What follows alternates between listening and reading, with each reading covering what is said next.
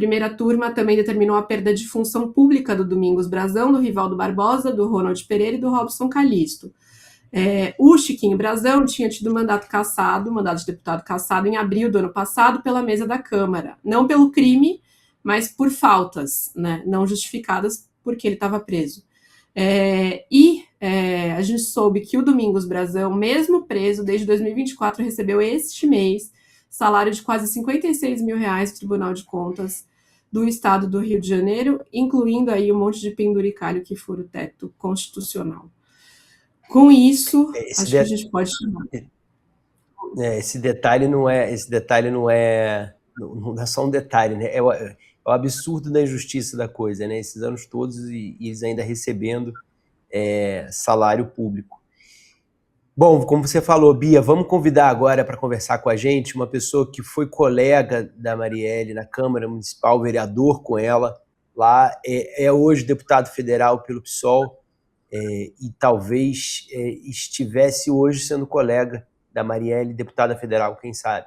Tarcísio Mota, seja muito bem-vindo ao Matinal, junte-se a nós, por favor. Olá, tudo bem? Bom dia, tudo bem, né? Com um pouco de senso de justiça hoje, né, que eu acordo depois de ter acompanhado o julgamento do STF. Como você disse, de fato, ainda com muita saudade da Marielle, que podia estar aqui com a gente, mas de uma certa medida seguindo na luta para que esse crime não ficasse impune e para que a gente possa seguir enfrentando as milícias. Muito obrigado pelo convite para falar aqui do julgamento. Obrigado a você, Tarcísio. Eu queria lembrar as pessoas que o Tarcísio foi um dos vereadores que foram ouvidos na investigação como testemunha pela Polícia Civil. Nessa época, você já apontava que as mortes da Marielle e do Anderson tinham conotação de crime político, né, e por isso precisavam de rigor nas investigações. E como a Bia falou, o caso só mudou de tração quando o governo Lula começou e o Flávio Dino, na posse dele, com a Aniele Franco presente, eu estava lá inclusive, virou-se para ela e falou: esse governo, a minha gestão, não lembro exatamente, vai resolver o crime da sua irmã, não vai ficar impune. Nesses anos todos, Tarcísio, você em algum momento achou que esse crime ficaria impune como tantos outros no Brasil ficam? Guilherme, Bia, muitas vezes. Durante muitas vezes nós imaginamos que a investigação não iria chegar até os mandantes, ou no início, inclusive, nem aos próprios assassinos, né? Ou seja, havia uma quantidade de questões envolvendo o caso que era muito impressionante. Tanto questões do ponto de vista de falta de informações e de falta de rigor na própria investigação, quanto interferências políticas, né? Promotoras do Ministério Público afastadas do caso, falta de respostas. Quando, por exemplo, as manchetes e até as investigações apontavam na direção de um outro vereador chamado Marcelo Siciliano, e que nós, que convivíamos ali na Câmara de Vereadores, considerávamos muito difícil que fosse o Marcelo Siciliano, as causas apontadas eram tanto quanto absurdas, ou seja, pelo menos o primeiro ano inteiro de investigação do crime foi basicamente perdido, né? Eu fui chamado para depor, ao mesmo tempo a gente recebia informações de que o carro, por exemplo, onde o assassinato aconteceu, estava abandonado no pátio, pegando chuva, sol e, portanto, as provas se perdendo, que o rigor da perícia técnica não tinha sido, de fato, observado, e de que havia muitas falhas na investigação. Então, e a gente sabia que havia pessoas muito poderosas, tentando impedir que nós chegássemos à conclusão desse caso. Então, durante muitos anos, durante muito tempo, nós, a família, os movimentos sociais, né, tivemos mesmo o medo, o receio de que nós não chegássemos ao final dessas investigações. Nós tínhamos uma certeza: um crime planejado daquele jeito só podia ter sido planejado pela cúpula política, ou por parte da cúpula política do Rio de Janeiro. E nós tínhamos, obviamente, uma percepção de que isso teria a ver com as milícias, enfrentadas por essa parte do crime organizado, que foi enfrentada pelo nosso partido desde a CPI das milícias, lá na Assembleia Legislativa, com o Marcelo Freixo, e que depois nós seguimos, inclusive, em outros elementos, enfrentando essa infiltração do crime na cúpula e na política do Rio de Janeiro, e que, portanto, a gente estava mexendo com gente muito poderosa que tinha assassinado Marielle e que faria de tudo para o caso não chegar a solução, né?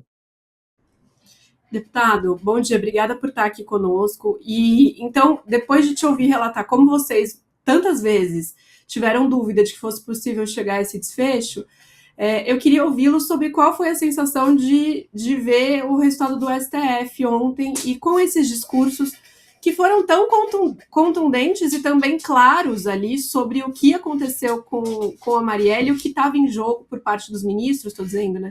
E o que estava em jogo quando resolvem assassiná-la. Como que foi a sensação de ouvir tudo isso e acompanhar esse desfecho finalmente? Olha, é uma sensação, há um misto de sensações nesse caso, né? Eu era muito amigo de Marielle e na hora que a ministra Carmen Lúcia começa o discurso, a fala dela, né, o voto dela, eu desabei chorando e aqui agora de novo, desculpem. Porque é um misto de sensações.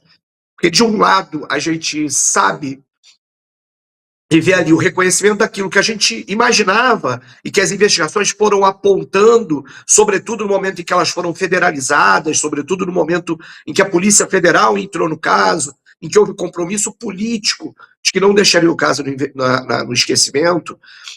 E, portanto, a gente via ali concretizado uma série de coisas que a gente imaginava e que a gente foi confirmando ao longo da investigação. Ao mesmo tempo, tem a sensação de caramba, né? Estamos aqui condenando os mandantes, mas nenhum de nós queria estar exatamente naquele lugar. Então há um misto de sensações. Mas eu acho muito importante que tanto o voto, sobretudo os votos da Carmen Lúcia e do Dino, a partir do relatório do Alexandre de Moraes, apontam que a justiça possível de ser feita ao assassinato de Marielle Anderson, né, era essa: condenar os assassinos que já haviam sido condenados e condenar os mandantes, e ao mesmo tempo entender essa organização criminosa que planejou, e isso era preciso que fosse algo exemplar, importante, porque o manto de impunidade precisava ser afastado desse caso, mas todos eles dizem: essa situação é uma situação que não se resume, não é uma exceção o assassinato, porque ela revela o poder político de uma organização criminosa que segue dominando o território do Rio de Janeiro.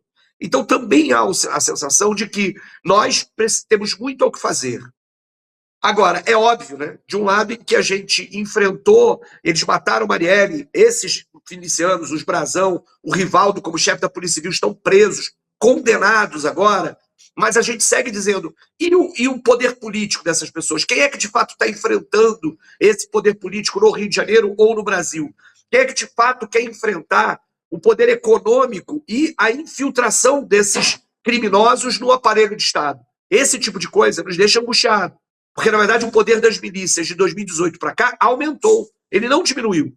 E agora, mesmo com a repercussão do caso, que foi menor agora no processo de julgamento do que foi em vários outros momentos que nós vivemos nesse tempo, o meu receio é que o que deveria ser um marco para o Brasil de enfrentamento a esse tipo de crime político possa, na verdade, nos dar algum alívio pela condenação e pela sensação de justiça, mas que nós sigamos numa luta ainda muito longe de terminar, de ter a decisão política da sociedade brasileira e da elite política brasileira de que nós precisamos enfrentar as milícias e o crime organizado, né? Ou seja, há uma sensação também de uma tarefa muito grande a ser feita que a gente está, de fato, ainda muito atrasado e com uma cúpula política que muitas vezes prefere se aliar a esses milicianos, evidentemente milicianos, do que enfrentar e dizer: aqui não pode haver espaço para esse tipo de relação entre crime e política. Lembremos, Chiquinho Brazão foi secretário de Ação Comunitária do prefeito Eduardo Paes, agora candidato